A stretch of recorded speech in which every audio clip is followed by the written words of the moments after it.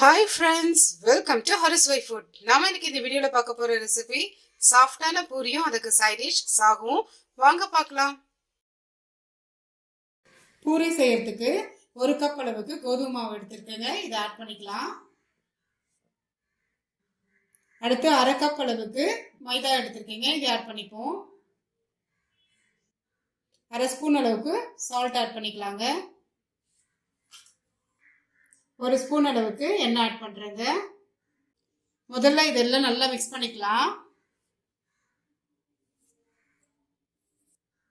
இப்போ இதெல்லாம் நல்லா மிக்ஸ் பண்ணியாச்சுங்க.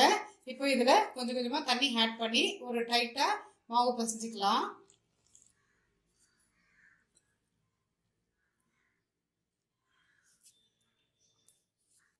கொஞ்சம் கொஞ்சமா தண்ணி ஆட் பண்ணி நல்லா மாவு பிசைஞ்சிக்கலாங்க.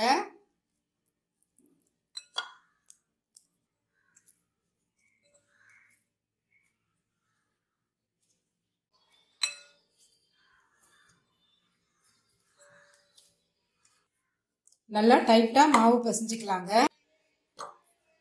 மாவு பிசைஞ்சாச்சுங்க. இப்போ இந்த அளவுக்கு நம்ம டைட்டா மாவு பிசைஞ்சு வச்சுக்கலாம். இது ஒரு 10 நிமிஷம் இருக்கட்டும். அதுக்குள்ள நம்ம சாகு ரெடி பண்ணிக்கலாம். சாகு பண்றதுக்கு ஒரு 4 உருளைக்கிழங்கு எடுத்து வேக வச்சு தோல் எடுத்து வச்சிருக்கேங்க. இப்போ இதை நம்ம கட் பண்ணிக்கலாம். பெரிய பெரிய கியூப்ஸா கொஞ்சம் கட் பண்ணிட்டு ஒரு 1/2 உருளைக்கிழங்கை மட்டும் நம்ம மசிச்சுக்கோங்க.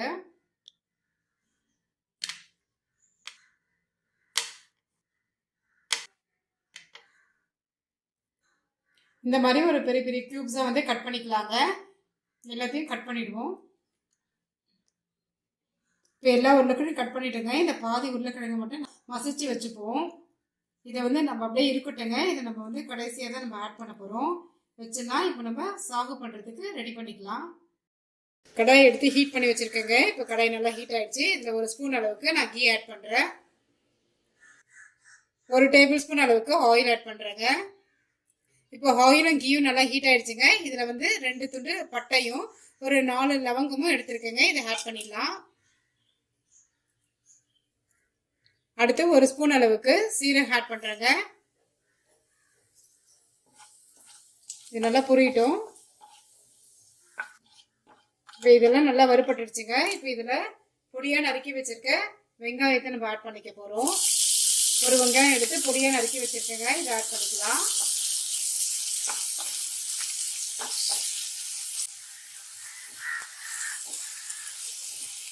ஒரு வெங்காயம் சின்ன சின்ன பீஸா கட் பண்ணி போட்டிருக்கோங்க. இன்னொரு வெங்காயம் பெரிய பெரிய கியூப்ஸா கட் பண்ணி நம்ம இதில் ஆட் பண்ணிக்கலாம். இது கொஞ்சம் வதங்கட்டங்க. ஒரு 2 நிமிஷம் வெங்காயம் வதக்கி இருக்கோங்க. இப்போ இந்த அளவுக்கு வெங்காயம் வதங்கினா போதும். அடுத்து இதுல 1 ஸ்பூன் அளவுக்கு இஞ்சி பூண்டு பேஸ்ட் ஆட் பண்றேங்க. இதையும் போட்டு நல்லா ஒரு வதக்கிக்கலாம். இஞ்சி பூண்டோட பச்சை வாசனை போற அளவுக்கு நம்ம வதக்கியாச்சுங்க. அடுத்து இந்த தக்காளி 2 தக்காளி எடுத்திருக்கோம். அதுல ஒரு தக்காளி நல்லா ஃபைனா பேஸ்டா அரைச்சிருக்கோங்க. அதை ஆட் பண்ணிக்கலாம். ஒரு தக்காளியை நம்ம கியூபா கட் பண்ணி வச்சிருக்கோம். ஃபர்ஸ்ட் இதை ஒரு வதக்கிட்டு அதுக்கப்புறமா இதை ஆட் பண்ணிப்போம். ஒரு 2 நிமிஷம் நம்ம தக்காளி வதக்கியாச்சுங்க. அடுத்து நம்ம கியூப்ஸா கட் பண்ணி வச்சிருந்தா தக்காளி இதில் ஆட் பண்ணிடுவோம்.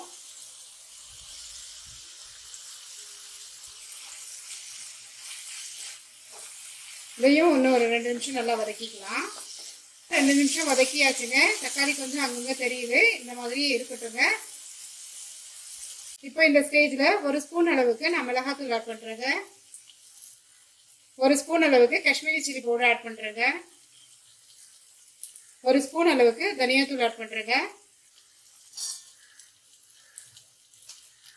அப்புறம் இந்த டிஷ்ஷுக்கு தேவையான அளவுக்கு உப்பு. இது நான் 1 ஸ்பூன் அளவுக்கு எடுத்துருக்கேன். இதை ஆட் பண்ணிக்கலாம். இப்போ இதை நல்லா மிக்ஸ் பண்ணிடலாம். ஒரு 10 செகண்ட்ஸ் இதை வதக்கிட்டு நம்ம இதுக்கு தண்ணி ஆட் பண்ணிடுவோம். இப்போ இதுல 1 கப் அளவுக்கு தண்ணி ஆட் பண்றேங்க.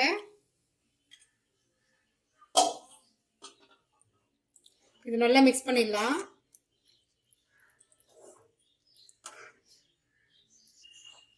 இப்போ ஒரு 5 நிமிஷம் இதை நல்லா வெங்காயம் தக்காளி எல்லாம் வேகட்டுங்க.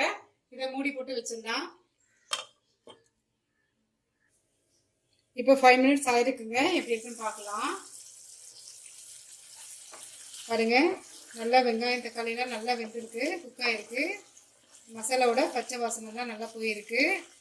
இப்போ இந்த ஸ்டேஜில் நம்ம கட் பண்ணி வச்சுருந்தா உருளைக்கிழங்கு ஆட் பண்ணிடுவோம். அரை உருளைக்கிழங்கு நம்ம மசிச்சு வச்சுருக்கோங்க. மீதி மற்ற உருளைக்கிழங்கெல்லாம் நம்ம கட் பண்ணி வச்சுருக்கோம்.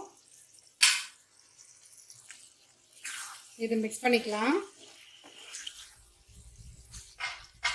இப்போ இதுக்கு நம்ம தேவையான அளவு தண்ணி ஆட் பண்ணிக்கலாங்க. 1 கப் அளவுக்கு நான் தண்ணி ஆட் பண்ணிருக்கேன்.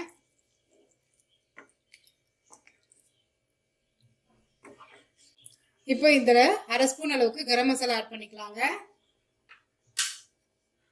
நல்லா மிக்ஸ் பண்ணிட்டு இப்போ இதை இன்னும் ஒரு 5 மினிட்ஸ் மூடி போட்டு வச்சிடலாங்க.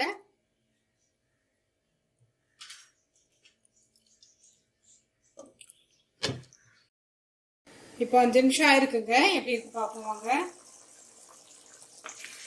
பாருங்க, நமக்கு சாகு ரெடி ஆயிடுச்சு. இப்போ இதில் கஸ்தூரி மேத்தி ஆட் பண்ணுறேங்க. இதுக்கு பதிலாக நம்ம கொத்தமல்லி இலையும் நம்ம ஆட் பண்ணிக்கலாங்க. அவ்வளோதாங்க, நமக்கு இப்போ சாகு ரெடி ஆயிடுச்சு. எப்பயும் நம்ம ஒரே மாதிரியான பூரி மசாலா செய்வோம் இல்லைங்களா, கொஞ்சம் டிஃப்ரெண்ட் டேஸ்ட்டில் இந்த சாகு ரொம்பவே டேஸ்ட் நல்லா இருக்குங்க. இப்போ மாவு நமக்கு ரெடியாக இருக்குங்க.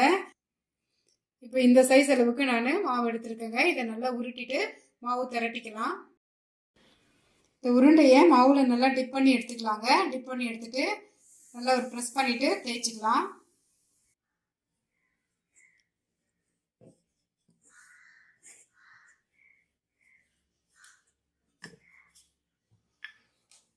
ஈவனாக எல்லா பக்கமும் நம்ம ஸ்ப்ரெட் பண்ணலாங்க.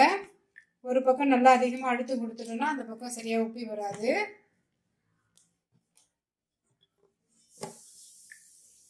இப்போ இதே மாதிரி எல்லா மாவையும் நம்ம திரட்டி எடுத்துக்கலாம். பூரி செய்யறதுக்கு இப்போ எண்ணெய் நல்லா ஹீட் ஆயிருக்குங்க. இப்போ தேய்ச்சி வச்சிருந்த அந்த பூரி மாவை இதில் ஆட் பண்ணிக்கலாம். இதை கொஞ்சம் ப்ரெஸ் பண்ணி விடுவோம்.